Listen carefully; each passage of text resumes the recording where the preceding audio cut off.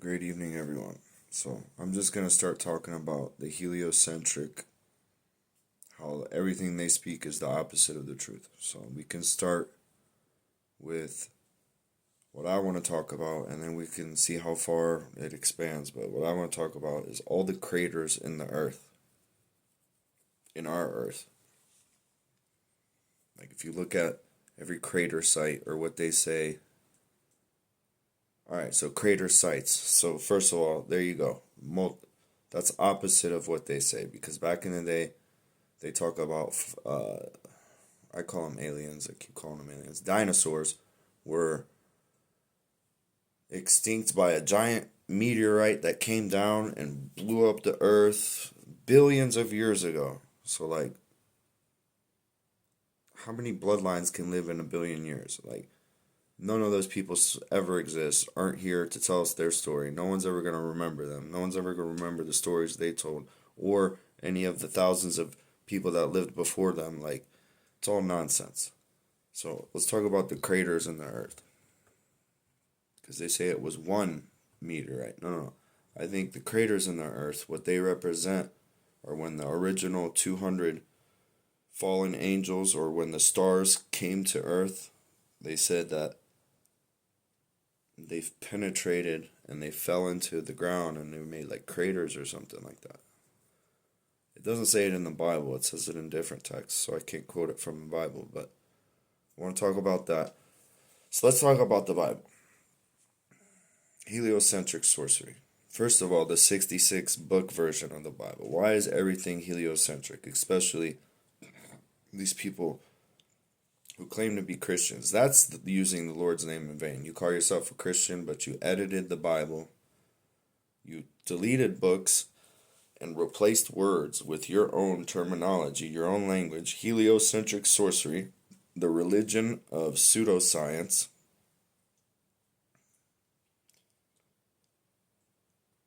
To confuse everyone. You know? Like, what it says in the Bible is true, but you claim that it's the opposite.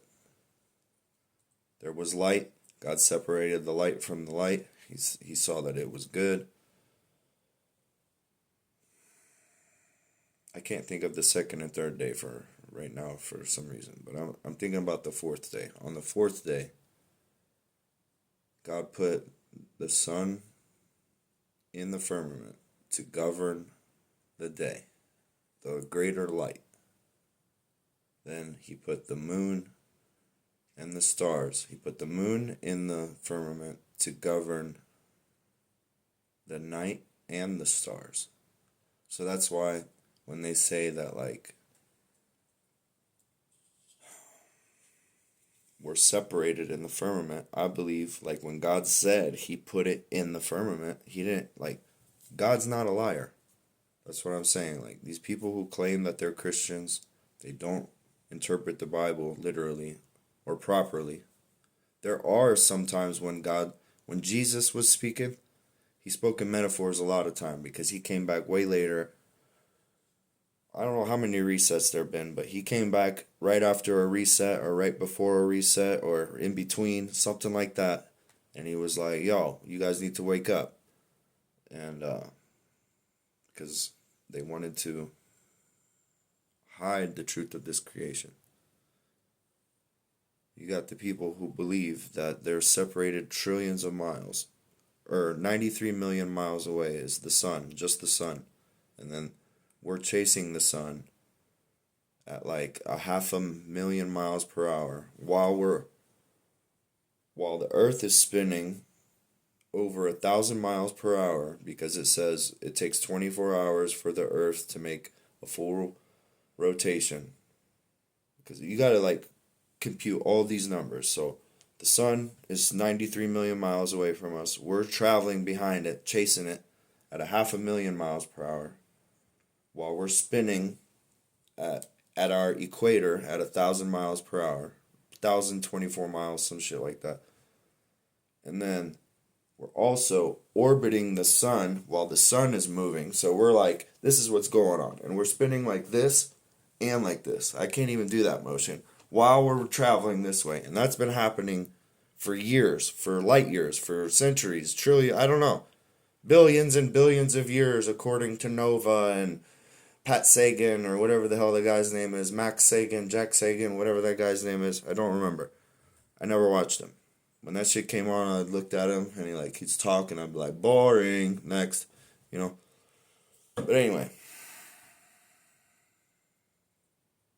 that's another representation of how you guys talk about, or what I'm trying to illustrate.